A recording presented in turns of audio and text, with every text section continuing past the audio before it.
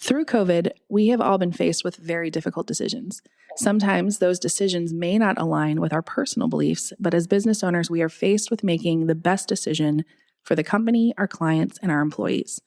How do we navigate the decisions we must make when they work in opposition to what we stand for and believe in? That's what today's podcast will unpack.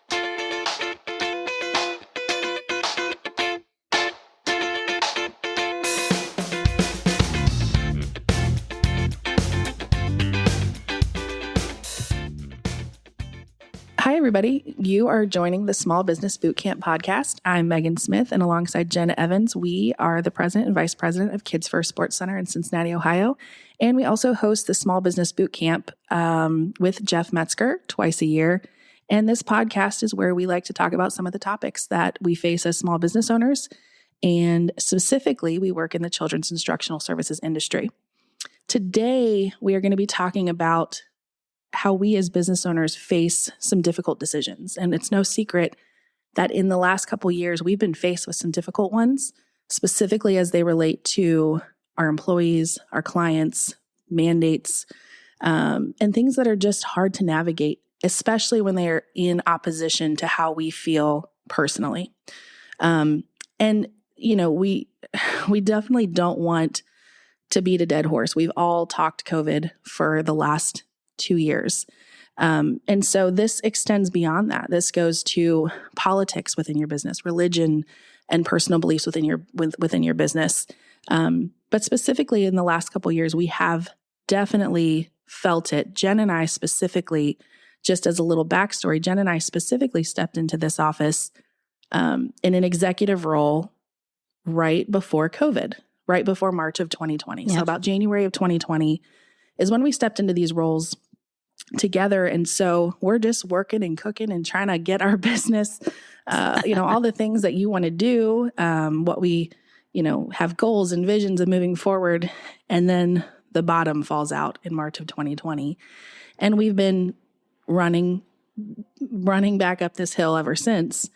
And so we didn't have as much experience with those other things, as business owners, but boy, were we faced with a lot of things with COVID. And I think we were in good company. No one faced a pandemic the way that it hit us all in March of 2020 and across the United States. And I think, maybe our lack of experience in this office actually was a benefit at that time because we didn't have necessarily a way of doing things. So everything was new for us. And I think for those out there listening, here at Kids First, we don't have policies, we don't have rules, we don't have regulations. And as COVID hit and the world stopped and we started seeing how we were going to return to programming, we realized that was coming with a lot of regulation. And so I'm sure for you, definitely for me, that was a new way of leading our people, doing business here at Kids First. And I think that's a little bit about what we want to talk about today is how we navigated something like that was so inconsistent with the way that this company operates. We pride ourselves on principled thinking and being a thinker and autonomy and a problem solver. And suddenly we were faced with the dreaded list of do's and don'ts and rules that we have for 50 years tried to avoid. Yeah. And so it was definitely hard for us. I think of you having been with the company at that time for 22 years, working under Jeff in such an autonomous way, working within our principled thinking. We at Kids First have a value system that includes 26 points, a mission, our unifying principles, teaching principles, and our hiring mantras. And those guide everything that we do here. And beyond that, I can remember when I started here at Kids First being told, learn how it was done, forget it, and move on. And it's all up to you. Every deal we've always told, do what's best for your program, do what's best for the company first. And this changed that. It's not about what the company wants. It's not about our principles. It's what this person says. This is what we have to do. And that was really, that fought I remember especially you and Jeff. Jeff was very glad to not necessarily be sitting in this seat. I just don't know how he would have navigated it, because it was just so in opposition to everything that he believed Absolutely. in, which you, having been here for as long as you have been, it was in opposition to everything you believed in. And me as well, but definitely Jeff is your mentor. I mean, it was just, it was hard. And for people, department leaders who have been here 20 years, 15 years, it was hard. It was. And I remember, we started this role, we had some really lofty ambitions, and then we were kind of stopped in our tracks and had to backtrack a lot. And so I remember thinking I wanted this office to be a place of true leadership and stewardship, which was helping to guide not only our department leaders and our employees and our parents and the people that come through our building, but also people of this industry. And so taking what we had learned over the years from Jeff and applying it, even though basically that's very paradoxical. It's taking everything we've learned about autonomy and principled thinking and how to apply that to mandates and regulations. And for me, it came back to I'm air quoting, falling in line with the things that were outside of our control. So those mandates that came to us from the state of Ohio or from our local health department or from the federal government, we had to fall in line with those mandates in order to open our doors. And so the question that we conditioned ourselves to think is, what is best for the company? And some of the regulations that came in didn't make any sense. And there was a time to follow certain mandates, and there was a time to question them, but also understand that at the end of the day, my personal belief system is so aligned with this company. My personal belief system may or may not be aligned with what was coming at us outside of this company. And you saw that struggle that I had, and I saw what struggles you may have had. That was difficult to come in here and make decisions that I maybe didn't always agree with, but they were good decisions for the company. And I think over the decades of working alongside Jeff and being conditioned to that thought of what is good for the company, and if I couldn't reconcile that, then I couldn't be here. And I knew that very clearly. If there was something that I had to stand behind that was so inconsistent with my personal value system that I couldn't reconcile it, then I wasn't the right person to be in this position. And sometimes it was a fight internally just to try to figure out where exactly I stood on things that were outside of my control. But at the end of the day, I wanted this company to get through the pandemic. You and I both were very aligned with that. We wanted to be able to get back to serving our community, giving jobs to the people that were here before, that were waiting to come back and be a part of something great, and to be a better company on the other side of it, which is exactly where we are. I think you talked about how over the years, the company has been faced with those decisions of regulations or mandates coming down and deciding, are we going to do that? I know Jeff has talked about there was a time when the I-9s became, the I-9 form came into existence. And Jeff at that time was like, why do I need to do this? I don't know what year that happened, but he's told us that story that he said, why do I need to do that? And he weighed the consequence of not doing that. And that's, and for him at that time, there really wasn't much consequence. It was more, you'll get a slap on the wrist and get told to do it. And so he didn't. And then he was told he had to, and he did. And I think for us, for some of this, we did when it was in opposition to who we were. And I think obviously at the forefront, we always were thinking of safety. It was not just get our doors back open so we can have people come in here. We both were, obviously we did not want people to get sick. We did not want, we wanted to keep our employees healthy. We wanted these kids to be healthy. So safety aside, safety was at the forefront of our minds. Because that's one of our principles. So that goes without saying. And sometimes I think we forget that not everyone who may be listening understands that is one of our principles. Sure. But to your point of, sometimes the things handed down just didn't make sense. They did not make sense when we are driven to think and driven to, we do have these principles, but Jeff has just taught us all to be thinkers, and that's who we are here. All of our DLs are, they're thinkers at heart.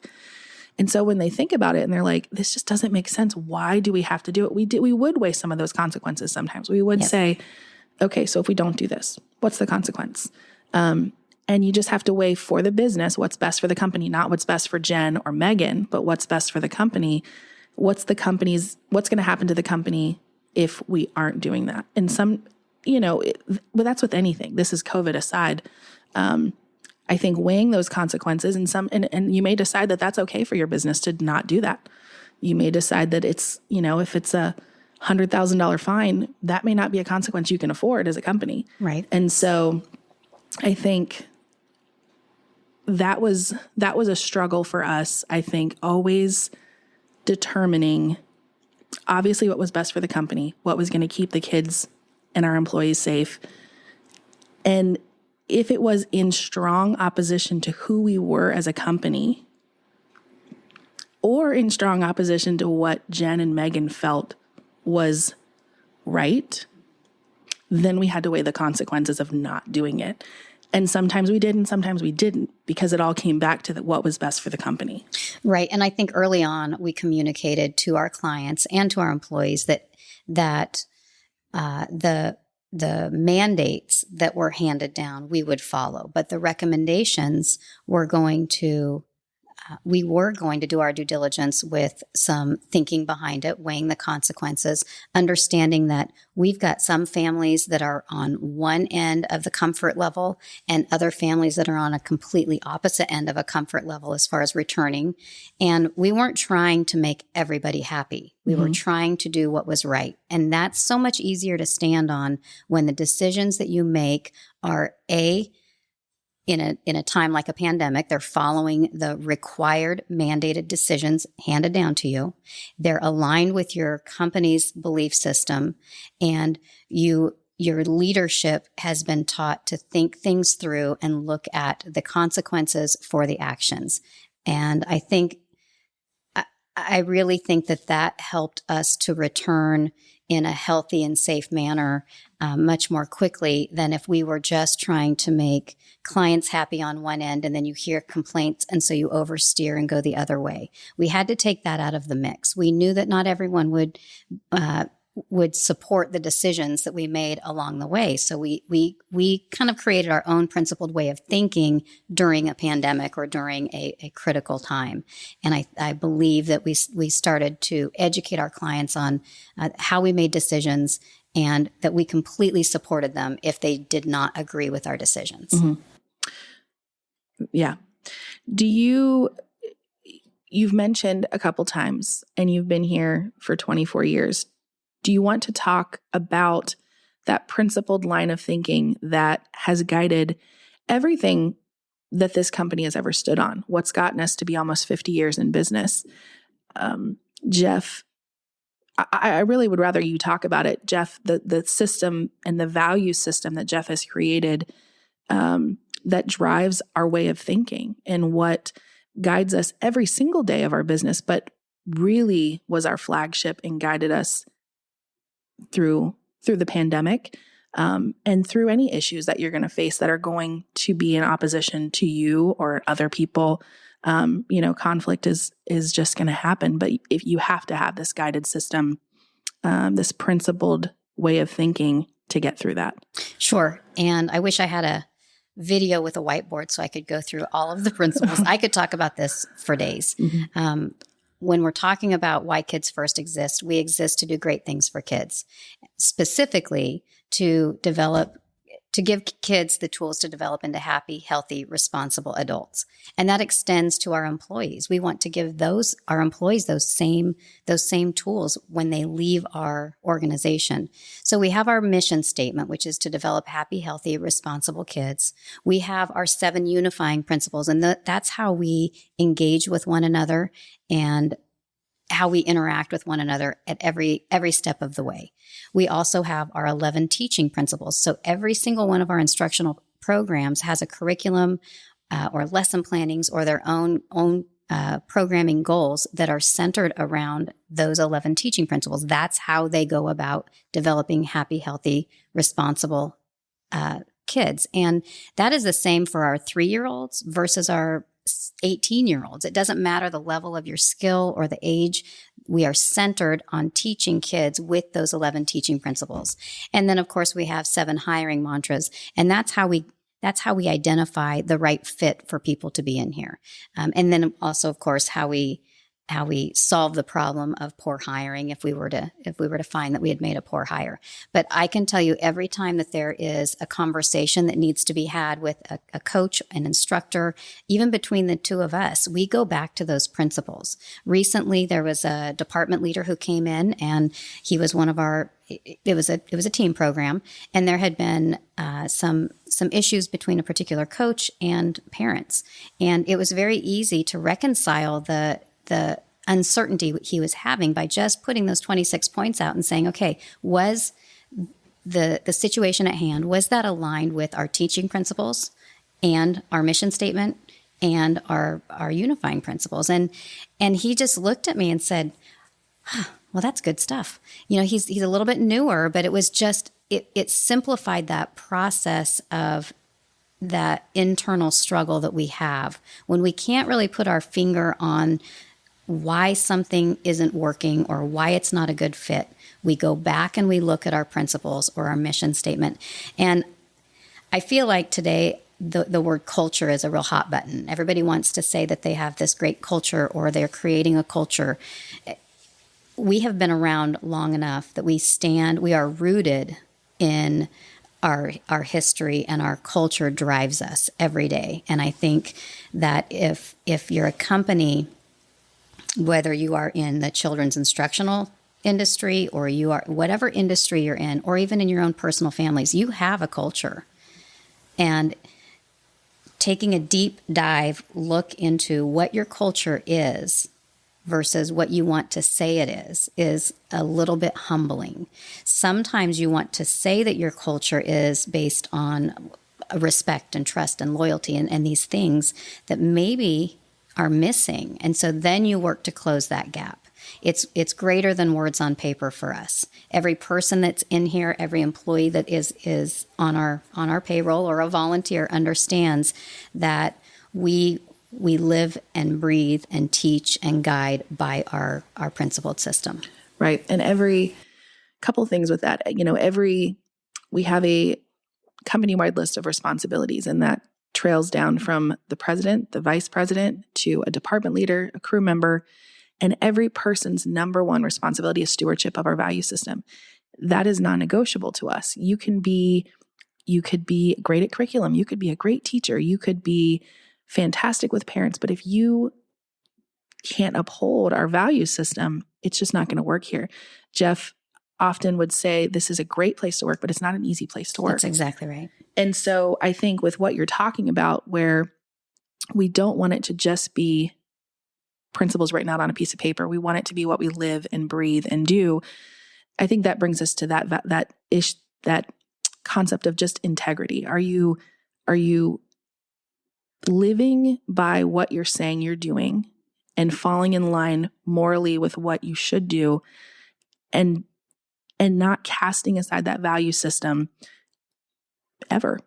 Are you doing what you say you're doing? And to me, integrity is not one of our principles, but I think we as leaders certainly want to be leaders of integrity, and we want to do what we're saying we're going to do, and to continue on what Jeff has built. Right. In the way that, it's going to be different because we're different people, different leaders. Right.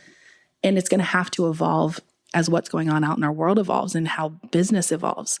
But we are always going to stay true to that value system. And any decision that we make, we do go back to that. We do look back at that. I think for any leader, you don't have to copy what Kids First says or what a different gym club says. But you have to be very aware of your value system and your belief system, and be able to capture that and guide your employees through that, and have them understand and be able to have something to go back to have principles to go back to when they're faced with a difficult decision. Right. And I think it's very easy to, put your principles on your website and to talk about them at the point of during the interview process, and maybe at the point of hire, and maybe give them this great handbook that they then take home and file somewhere, maybe on a shelf, maybe elsewhere, and never really talk about those principles again. And, I was a department leader of two different departments before I was in this office. And in both departments, those principles were very much a part of our everyday coaching or teaching. It was on our lesson plans, we would highlight a teaching principle. It was just consistently, because this is my life, being a Kids First leader, department leader at the time, was my career choice. For those 16 or 17-year-olds, maybe they were here twice a week. They didn't live and breathe the principles the way that I did. If I asked them to recite the principles, they wouldn't know what they were. So I chose to create a curriculum that was developed around those teaching principles with the high goal as our mission statement, and to continue to remind them why we exist and how we do it. And the more I think that you can repeat that information, the more it becomes ingrained in them. Of course, we're hiring people who are naturally aligned with our principles, but it doesn't mean that you then just post the principles on the wall and then hope that they get it. It's about educating and developing and applauding everything that happens that's consistent with who we are, and eliminating those things that are not consistent with who we are. And you mentioned integrity. I often would say integrity to me was, each of us often judges ourselves by our intentions, and we are judged by our words and our actions. And so for me, integrity is lining up those words with those actions and making sure that we're not just walking the walk, but we are an example every moment that we are in this building and outside of this building of what Kids First stands for. I think as leaders, it can be difficult, especially as newer or young leaders, when you're faced with that first difficult decision. Maybe you're firing somebody for the first time, or you're having a difficult client, a difficult parent, an employee, and you're just having to sit down and either part ways with that person or redirect that person. Sure. I think it's difficult the first time. It's a little less difficult the second time. And it gets easier. But if you're following that moral compass and that first time you do it, it's a very positive step. I think because you're falling in line, I think, with what you believe, it's easier to stand on it. If it's just something that is on this piece of paper and you're going to say, how many times do you go to a big box store and they say, well, this is our policy? Sure. And the person that's delivering that information may not like that, but they have to say it.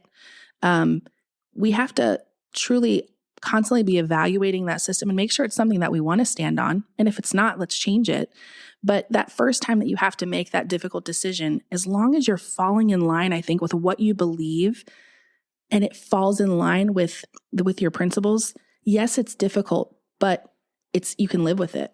And then the next time you have to do it, you go back to those principles and it's like, yeah, I have to do it. And you see the result. Sure. You see the result of making that difficult choice. But what follows after that is oftentimes relief from you, from other employees. And so each time you're taking that positive step forward, and it gets easier and easier. But if you never do it, then you're not creating a positive culture. You're creating this toxic culture of exactly what you're saying. What you're doing is not in line with what you're saying you're going to do. Right. And I think too, for especially maybe less experienced department leaders who've never fired for the first time, you go back to that same simple question: what is best for the company? And if not for the company, then what is best for this department? And when we can condition ourselves to think in those terms, first, what's best for this company? And you and I were just in this situation. We made a hire that didn't work out. We had to part ways. And right in front of us, as we're discussing it, were the principals. And again, it came back to what is best for kids first, what is best for this particular department. And there was not a single employee in that department that was surprised. Well, maybe one employee who didn't work with the person, but most of the people in that department were not surprised because they could tell that philosophically and it just was not the right fit. So yes, I think you're exactly spot on that. And I think the more that we can get our people to ask that question, what's the best decision? Not even does it specifically align with all of these principles, but is this person the best fit for the company? Makes the decision, it kind of takes the difficulty, that struggle right out of your hands, and it becomes clear as day. It doesn't mean the process of parting ways is easy. It just means once you make that mental decision that, okay, I know my decision, now I've got to work on the delivery, and that gets easier with time and experience and maturity, all of those things. Hopefully we get so great at hiring, we don't have to do a lot of firing. All right, Jen. So what's next? We've talked about all this great stuff, but what does a business owner need to do now? That's a great question. I think that if you're taking a good hard look at your business and you feel like it is not exactly, you're struggling culturally, you're struggling with staff, you're struggling, you're not sure what you're struggling with. My suggestion, and I think we do this frequently with new department leaders, is take a look at what is working and where does that come from? Take a look at what do you stand for? What does your company stand for? What do you want it to stand for? More importantly, when you think of your business, what is it that you think of? Like, do you think of, for Kids First, we are always here to do great things for kids. And we have our principles around that. So my suggestion would be to look at first what you want your company to stand for. What is it standing for? And what are those missing pieces? How do you work to begin to close that gap? And take all emotion out of it. If what you want to do is work to do great things for kids and you've got staff on the floor that are yelling at children, that is a disconnect. How do you solve that? You solve that by putting some bullet-pointed principles in place that are your non-negotiables. And if you have people in place that are not able to align themselves with that, then you have to start that process of moving them out and moving new people in who are aligned. Maybe everything that you have on paper is a match with what you want it to be, and then you're off to a really great start. And now it's just about perpetuating this great culture that you already have. But my suggestion would be identify who you want to be, identify who you actually are, and this is as a company, and what is standing in the way of getting from where you are to where you want to be. Another suggestion would be that we have this really great thing here in Cincinnati, Ohio, hosted at Kids First Sports Center by Jeff, Jen, and myself. And it's called the Small Business Boot Camp. We have our next boot camp number 68. This will be the 68th boot camp that Jeff has had. They started in 1991, and we've had over 2,000 business owners and employees, leaders within businesses, come to boot camp since 1991. Our next boot camp is May 19th through the 23rd, 2022, and it's hosted here in Cincinnati at Kids First Sports Center. We are excited. It is a 3.5 day, it's a 3.5 day all immersive seminar. So it starts on a Thursday night. We have a reception, and we just kind of air out kind of where we're all at and what's going on in each of our businesses, where who's all there, who's represented. And then Friday morning, we hit the ground running, and it's a lot of strategy. The first day is all culture. It's Jeff, and he's usually on fire that day, talking about all these things that Jen has talked about, our 26 points, our belief system. And then the next couple days, we feed into other more ancillary things, whether that's adding secondary programming, marketing, open book management style accounting. We just go through all sorts of things for the next Saturday, Sunday, and then Monday morning we conclude. This year, we are excited to add another speaker. So from time to time, we have other people from our industry come in. And this year, we have someone who is from the swim industry. He owns several swim schools and runs a swim staffing agency. His name is Dan Berzanski. He's from California, and he is going to be coming out to talk to boot camp about about technology specifically. So he is he's a technology wizard, I would say, within what businesses, tools that businesses can use. And we are very excited about that. We have long been boot camp is founded on a lot of strategies, but short on the technology tactics. And so Dan is going to be coming to talk to us about technology as well as the software that he's developing that we are going to be using here at Kids First as an employee engagement tool. And so we're very, very, very excited to have Dan with us. Again, that's May 19th through the 23rd, 2022. All of our information is on metzgerbootcamp.com. We have about 12 seats remaining, so not too many seats left, but we'd love to have you. All that information is on our website. You can email us with questions. You can sign up. You can see what it's all about. We hope to see you there. Hey guys, thanks for listening to today's episode of the Small Business Bootcamp podcast. When faced with difficult business decisions, we all have to weigh our personal belief system with our company values and culture. When exceptions can be made is a subjective matter, and when the company values trump everything else, difficult decisions may follow. At Kids First, we make every decision in alignment with our 26 points, whether it's an operational business decision, a hiring decision, facility decision. We make sure it aligns with who we are as a company and that any consequences we allow are affordable ones. Your moral compass isn't going to tell you where to go. We as business owners drive the direction of our business, but the moral compass can give us insight into how to get there. I'm Megan, and thanks for listening to today's episode of the Small Business Bootcamp podcast. For more information about Bootcamp, go to www.metzgerbootcamp.com. Thanks for listening and keep moving forward.